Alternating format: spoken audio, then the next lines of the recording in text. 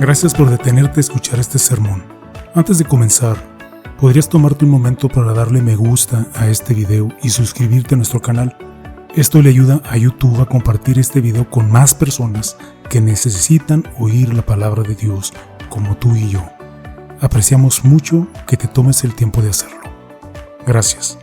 También, por favor, échale un vistazo a la descripción del video para un enlace y ver toda nuestra playlist de sermones en español. Nuevamente, muchas gracias y que Dios te bendiga.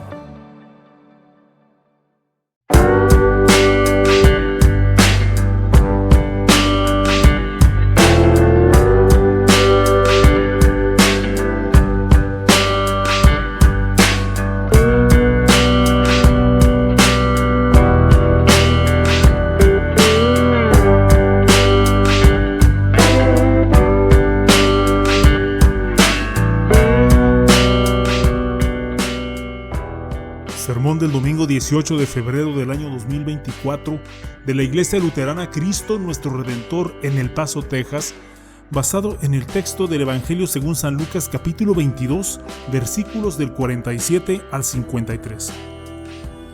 Mientras Jesús estaba hablando, se hizo presente una turba, al frente de la cual iba Judas, que era uno de los 12, y que se acercó a Jesús para besarlo. Jesús le dijo: Judas, ¿con un beso entregas al Hijo del Hombre? Cuando los que estaban con él se dieron cuenta de lo que pasaba, le dijeron: Señor, ¿echamos mano a la espada? Uno de ellos hirió a un siervo del sumo sacerdote y le cortó la oreja derecha. Pero Jesús les dijo: Basta, déjenlos. Tocó entonces la oreja de aquel hombre y lo sanó. Luego Jesús les dijo a los principales sacerdotes, a los jefes de la guardia del templo y a los ancianos que habían venido contra él: ¿han venido con espadas y palos como si fuera yo un ladrón? Todos los días he estado con ustedes en el templo y no me pusieron las manos encima. Pero esta es la hora de ustedes, la hora del poder de las tinieblas. ¿A alguien le sorprende que los discípulos dijeran lo que dijeron y que Pedro hiciera lo que hizo? Nos sorprende que los discípulos estuvieran dispuestos a luchar contra el montón de gente, contra esa turba que vino a arrestar a Jesús. ¿Nos sorprende que Pedro fuera el primero en desenvainar la espada y cortarle la oreja a uno de los guardias? Nada de esto debería sorprendernos. ¿Por qué? Porque podemos vernos a nosotros mismos haciendo lo mismo. Podemos vernos a nosotros mismos saliendo rápidamente en defensa de aquellos a quienes amamos. Y eso no siempre es malo. Pero en este caso, en el huerto de Getsemaní, estamos hablando de una gran cantidad de personas. Mateo y Marcos usan la frase mucha gente para enumerar a aquellos que iban con Judas a prender a Jesús. Incluso soldados y otros que vinieron con espadas y palos. ¿Qué pensaban realmente los discípulos y Pedro que iban a conseguir luchando contra esos tipos? Por no mencionar que una vez más habían olvidado quién era Jesús y lo que podía hacer.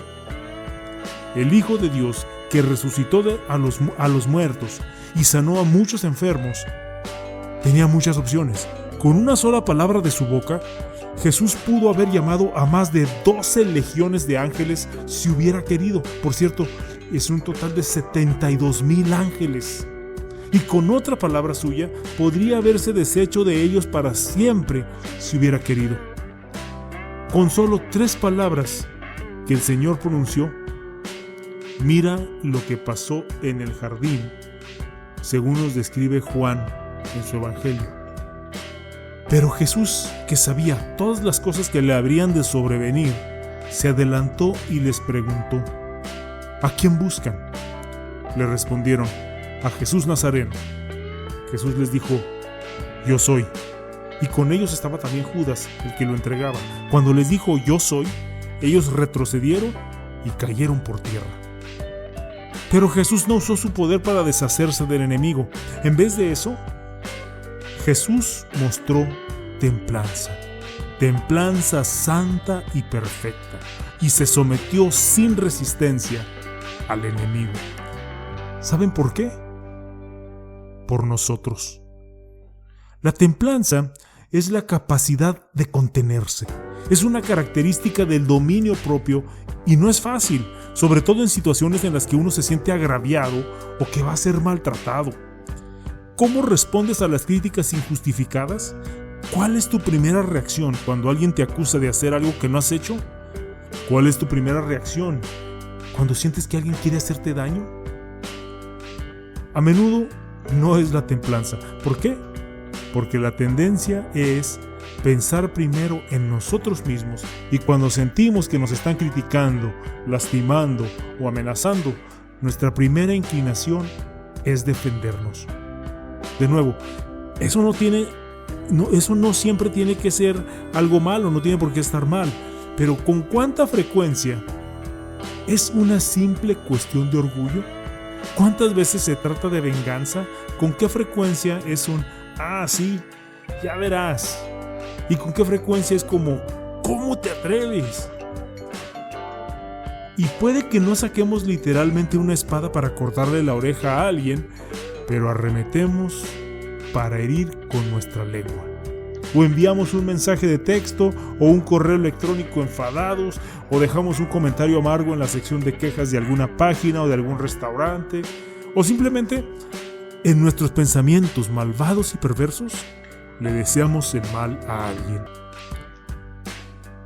¿Qué dice Jesús al respecto?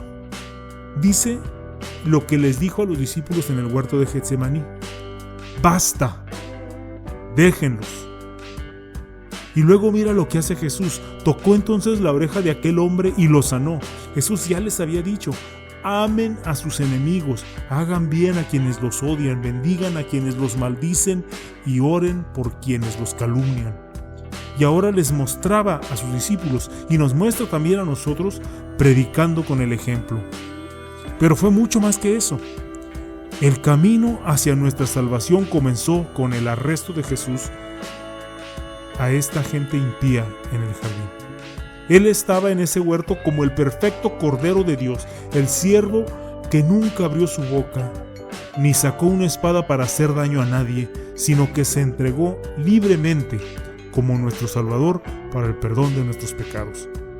Necesitamos de este Salvador, necesitamos su obediencia silenciosa y sometida a la voluntad del Padre, su perfección, su santidad, su justicia, para que podamos presentarnos ante nuestro Padre Celestial, y necesitamos su voluntad y su corazón para decir, como lo hizo al colgar de la cruz: Padre, perdónalos porque no saben lo que hacen.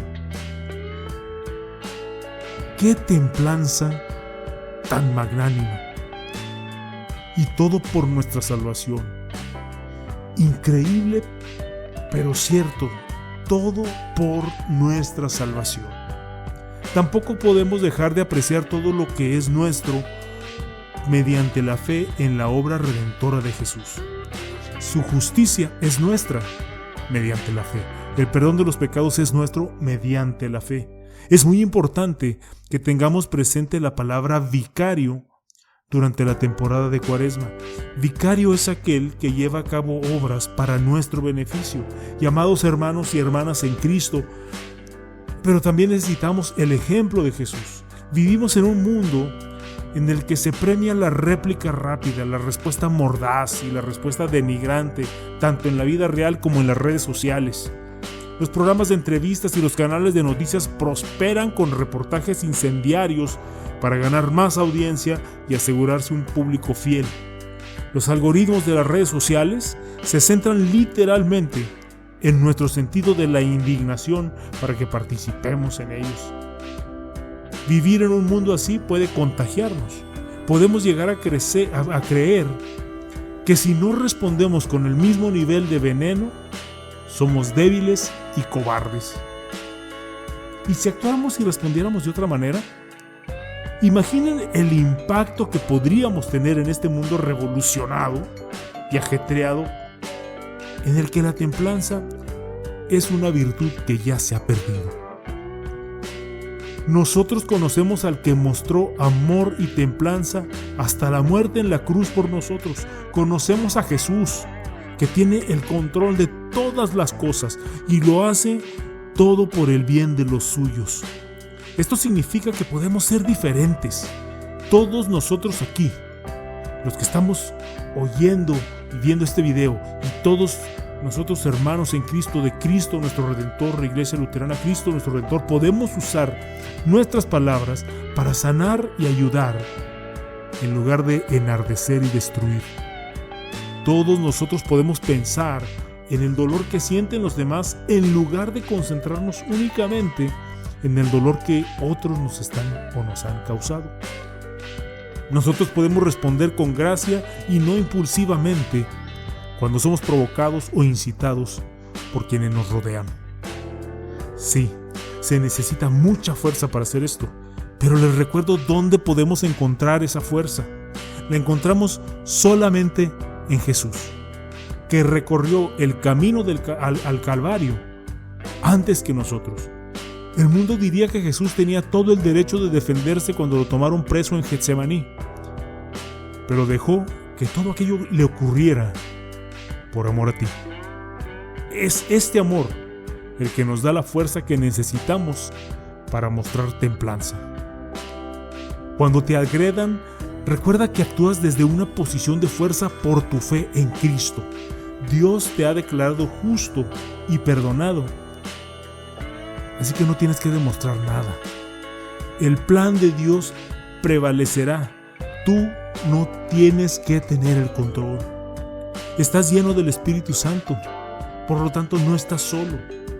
Sé una luz en este mundo y quizás a través de tu templanza piadosa, otros puedan notarla y se te presente la oportunidad de compartir el amor de Jesús con ellos. Como dice Colosenses 3:15, que en el corazón de ustedes gobierne la paz de Cristo, a la cual fueron llamados en un solo cuerpo, y sean agradecidos. Amén. Y que la paz de Dios, que sobrepasa todo entendimiento, guarde sus corazones y sus pensamientos en Cristo Jesús. Amén.